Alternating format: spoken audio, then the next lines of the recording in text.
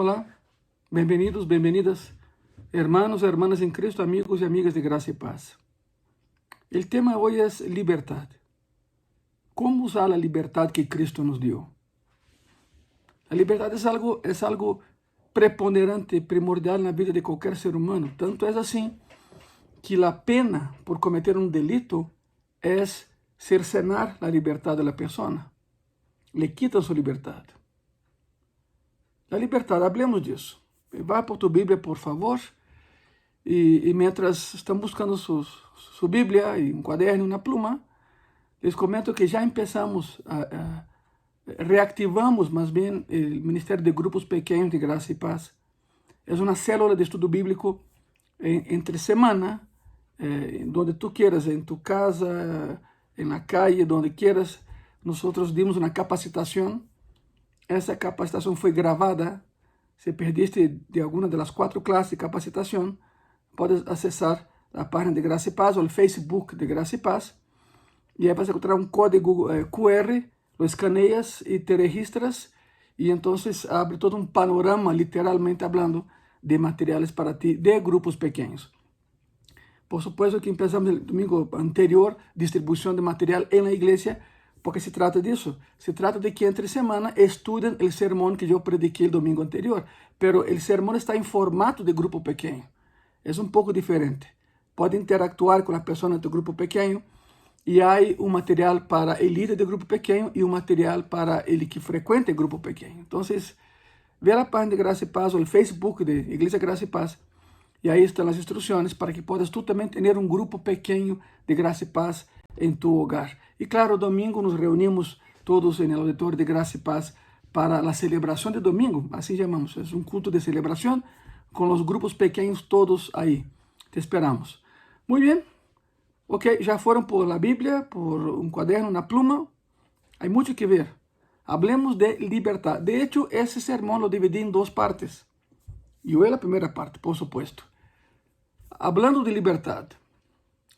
El hombre intentando ayudar a Deus a llenar espaços e lagunas, inventou algo que se conoce como el fundamentalismo, que é o mesmo que legalismo. Aunque Deus não diga isto, eu lo estou dizendo. Aunque Deus não se expresse, me estou expressando. E no fundamentalismo, eles querem, as pessoas que são fundamentalistas querem ter uma regra para todo, uma regra acerca de todo, mais bem. E então, onde não há regra, eles la inventam e cometem errores. A pergunta é essa, então. Como devemos tomar decisões acerca de coisas que não estão claramente indicadas na Bíblia? Ou seja, como cristianos que somos, pessoas que não queremos ofender a Deus. Como tomamos decisões acerca de coisas que não estão claramente expressadas na Bíblia? Como desarrollamos, desarrollamos um critério para tomar esse tipo de decisões de maneira que, primeiro, honra a Deus, número 2, nos beneficia, 3, haga crescer o corpo de Cristo, e 4, provoque que o evangelho seja creíble e atrativo aos incrédulos. Ou seja, como tomar decisões que a la par que é a vontade de Deus, pero não está expressada ipsiliteris na Bíblia, e abarca esses 4 pontos. Lo que eu decido honra a Deus, me beneficia, haz crescer o corpo de Cristo e haz com que o evangelho seja atrativo a los demás. Como fazer isso? Se esse assunto não está claramente expressado na Bíblia. Bueno, para começar a definir critérios em assuntos que não estão explícitos na palavra, devemos hacernos 8 perguntas, 8, que estabelecem princípios muito claros. Hoje veremos 4, próxima semana seguiremos, ok? 8 perguntas sobre princípios que não estão claramente explicitados na palavra. Número 1. Espiritualmente me beneficia? Ou seja, o que vou fazer será espiritualmente útil? Não estamos buscando esse tipo de coisa com a que podemos salirnos com a nossa sem danos, verdade? Não é por aí, o pensamento não é este. Não estamos buscando na vida cristiana de alto risco tampouco. Não estamos buscando que tan cerca me pode colocar em la orilla del fuego sem queimar-me. E há muitas pessoas que creem que sua liberdade consiste em viver em el filo de la navaja, en el filo de todo, e tratar de evitar desastre. Bueno, pero essa não é a pergunta. Não se trata disso. Há pessoas que jogam com o pecado e dizem, mira, pode ir hasta allá, pero mais não. Não, pecado é pecado. Essa nunca foi a pergunta. Que posso fazer que vaya a ter um impacto espiritual positivo em minha vida? Essa é a pergunta. 1 de Coríntios, capítulo 6, versículo 12, a palavra diz assim: todas as coisas me são lícitas, mas não todas convienen. Todas as coisas me são lícitas, mas eu não me deixarei dominar de nenhuma. Vou parafrasear o que Pablo escreve aí. Diz assim: todas as coisas que são lícitas, me são lícitas. Todas as coisas que não são proibidas, me são lícitas. Pero não todas as coisas são úteis. Se não vou a ter nenhum benefício espiritual fazendo o que quero fazer, então, por que me vou involucrar em algo assim? O sea, eu posso fazer o que eu quero, pero me conviene hacerlo, me edifica hacerlo. Nesse passagem, literalmente, o verbo convenir, em seu original grego, é sumfero. Sumfero significa unir. Pero unir quê? Bueno, unir todo para o proveito de uma pessoa. Todas as coisas são lícitas se não são proibidas por Deus. Pero o mundo está lleno de coisas que prometem algum benefício espiritual e não recebes nenhum. Por exemplo, el dormir. Dormir é bueno. Todos dormimos e todos necessitamos dormir. Não está proibido na Bíblia. Pero dormir demasiado involucra em não estar desperto, por supuesto, e involucra o hecho de que me vai afetar espiritualmente, porque quanto mais durmo, menos oro. E há pessoas que quando vão orar na noite se acostam a orar. Não hagas isso, te vas a dormir de imediato. Não se trata disso. Quanto mais dormes, menos horas. Por lo tanto, a primeira pergunta que tens que fazer é o que estou pensando em fazer, aunque não esteja claramente explicitado aqui na palavra de Deus. Lo quero fazer, pero isso que vou fazer me traz algum benefício espiritual? Se não está na Bíblia e não traz benefício espiritual, não lo hagas. Pergunta número 2. Lo que quero fazer, lo que estou pensando em fazer, aunque não esteja explicitamente na Bíblia, vai contribuir para mi desarrollo espiritual? O sea, hará com que eu cresça espiritualmente? ¿Me vai edificar? Essa é a pergunta. ¿Me vai edificar? 1 de Coríntios, capítulo 10, versículo 23, a palavra diz assim: todo me é lícito, pero não todo me conviene. Não todo conviene, perdão. Todo me é lícito, pero não todo edifica. Pablo sigue o mesmo ritmo, não? O mesmo sentir. Pablo está falando outra vez de liberdades. Está falando de coisas que não estão proibidas, pero não todo me edifica. Isso é exatamente o que dijo no capítulo 6, versículo 12, verdade? Pero depois ele añade algo, ele agrega algo. Ele diz: todas as coisas me são lícitas, pero não todo edifica. E aqui está a palavra que é oikodomeo em grego, significa construir uma casa, construir uma base para colocar uma estrutura. Sobre que estou edificando minha vida? Sobre coisas proibidas? 1 de Coríntios, capítulo 14, versículo 26. Que há, pois, hermanos, quando os reunis, cada um de vosotros tem salmo, tem doutrina, tem lengua, tem revelação, tem interpretação. Hágase todo para edificação. Subirá em tu Bíblia isso. Hágase todo para edificação. Se o que estás pensando fazer não te edifica, não lo hagas. Hágase todo para edificação. 2 de Coríntios, capítulo 12, versículo 19. ¿Pensáis aún que nos desculpamos con vosotros? Delante de Dios en Cristo hablamos, y todo, muy amados, para vuestra edificación. La pregunta sobre lo que hago ou não hago, va muito mais allá do benefício espiritual momentâneo e entra no terreno de vou a crescer fazendo isso? ¿Me vai ajudar a crescer à estatura de Cristo? Se regressas a 1 Coríntios 9, do versículo 24 ao 27, encontrarás uma pequena ilustração de lo que estamos falando, tomada do mundo deportivo. Pablo escreveu: ¿No sabéis que los que corren en el estadio, todos a la verdad corren, pero solo uno te lleva el premio? Corred de tal manera que lo obtengáis. O sea, gana la carrera. Significa, todo el mundo está en esa carrera llamada vida, ¿no? Pero solo uno recibe el premio. Entonces, corre de tal manera que ganes. Y todo el que compite en los juegos ejerce dominio propio en todas las cosas. Entonces, si vas a ganar, vas a tener que ser mejor que los demás. Ser mejor que el resto significa estar en una mejor condición, mejor forma, mejor preparación para una competencia específica, mejor que todos los que están corriendo contigo. Isso vai exigir disciplina personal e domínio próprio. Solo assim vas a ganar. Pero o versículo 25, está em 1 Coríntios 9, versículo 25, todo aquele que luta, de todo se abstene. Eis a verdade, para receber uma corona corruptível, pero nosotros una incorruptible. Pablo dice que los demás corren por una fama pasajera, pero nosotros lo hacemos por la vida eterna. Esa es nuestra carrera. Versículo 26. Así que yo de esta manera corro, no como a la aventura.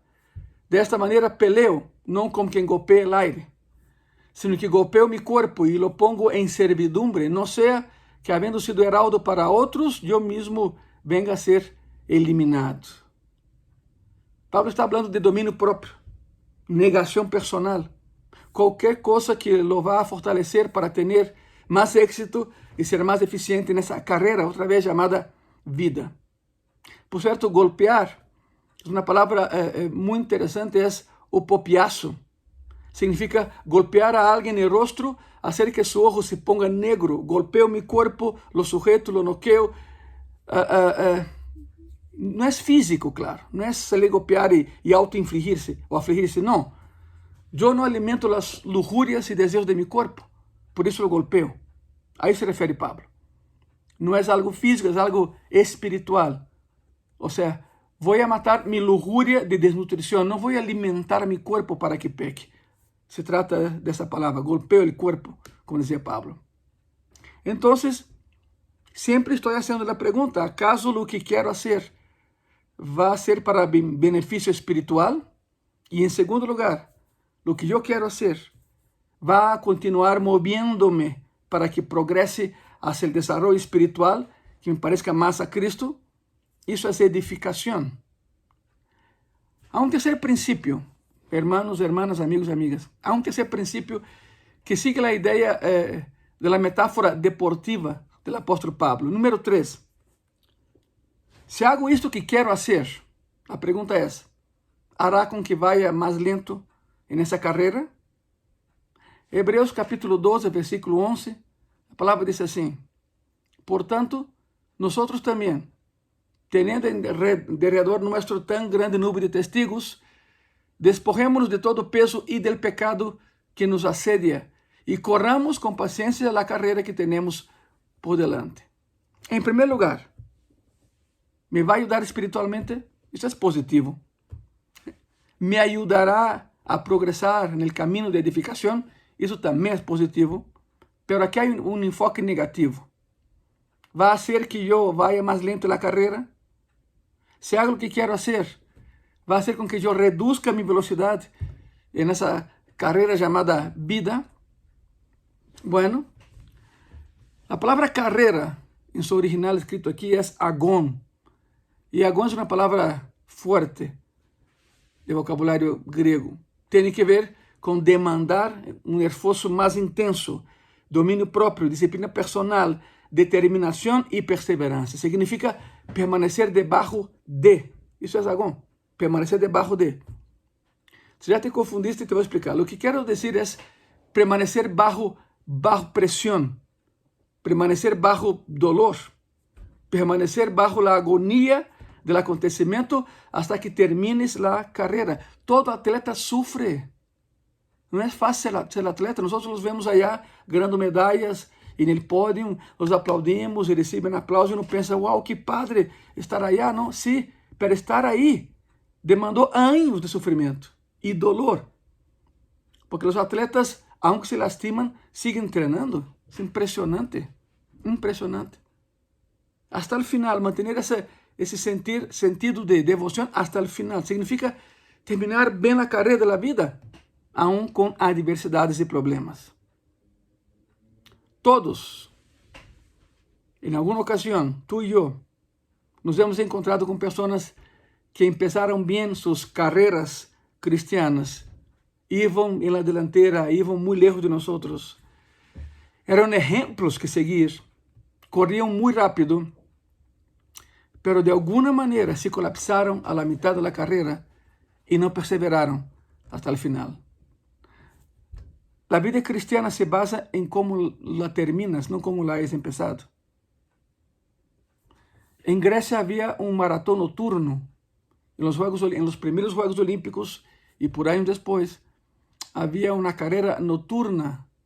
Era um meio maratón. Maratón se corria de dia, pero havia um meio maratón que se corria na noite e os atletas carregavam antorchas, claro, para alumbrar seu caminho.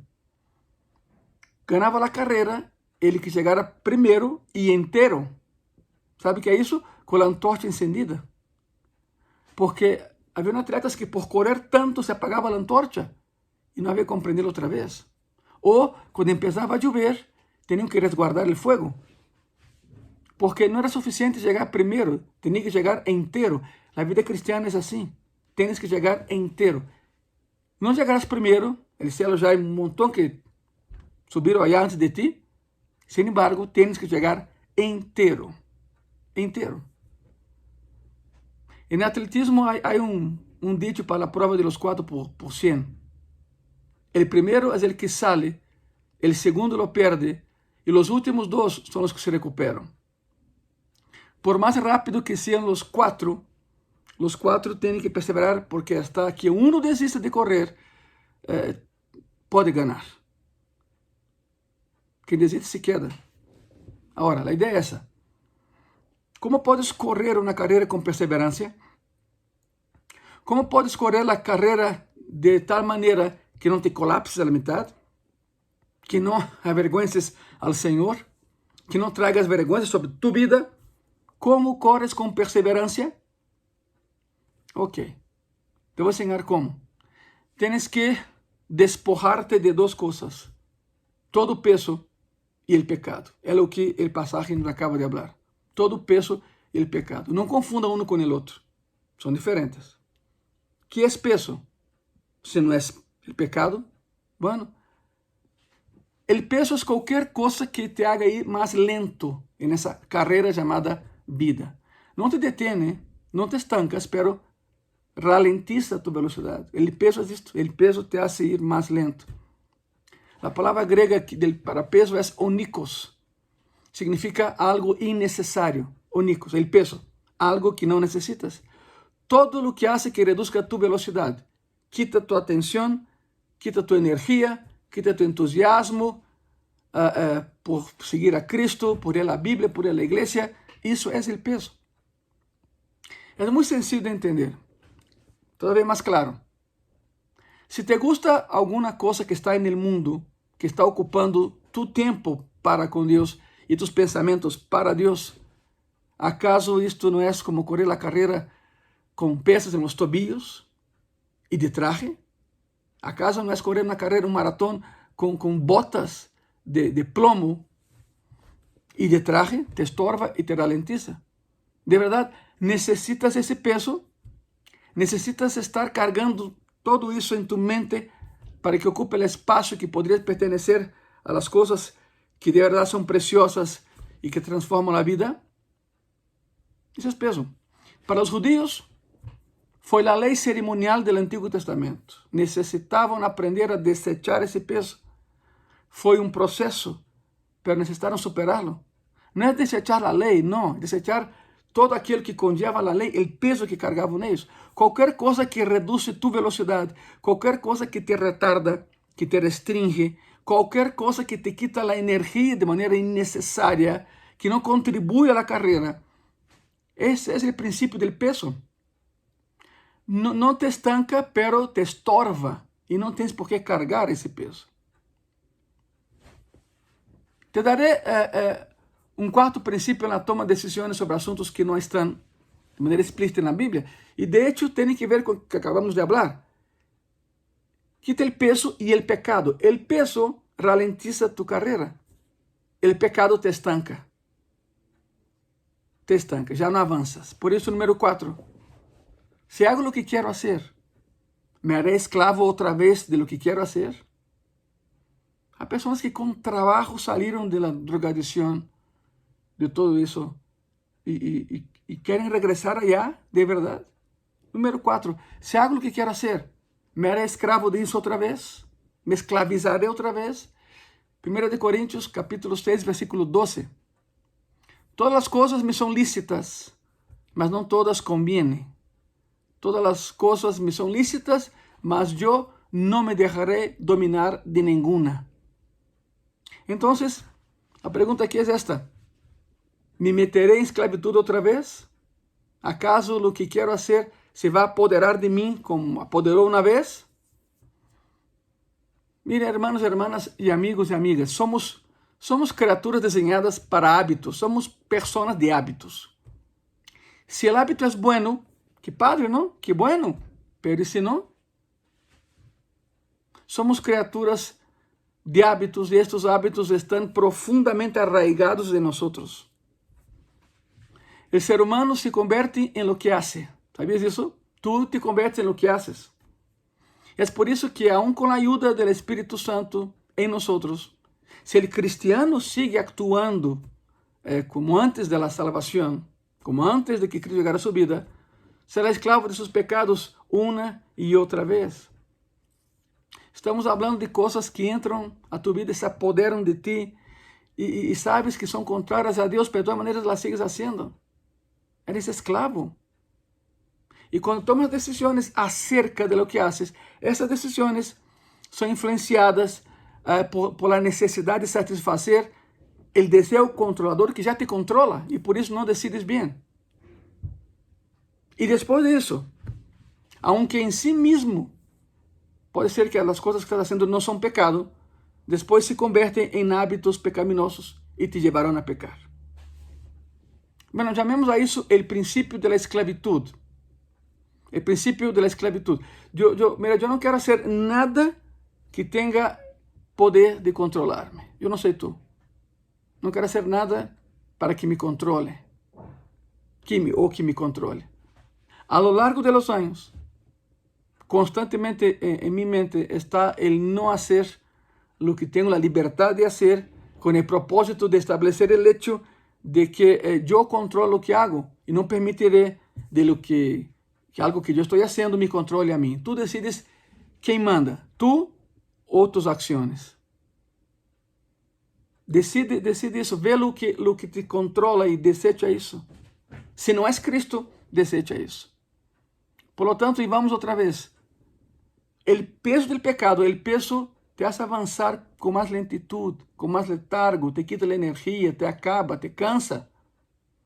Y el pecado de plano te paraliza, te estanca y te mata. El pecado acaba con la unción. Ok. ¿Cómo podemos definir lo que vamos a hacer si no está explícitamente en la Biblia? Bueno, tienes que hacer 8 preguntas. Hoy vimos 4. La primera, espiritualmente me beneficia lo que quiero hacer. ¿Me va a beneficiar de alguna manera, pero espiritualmente?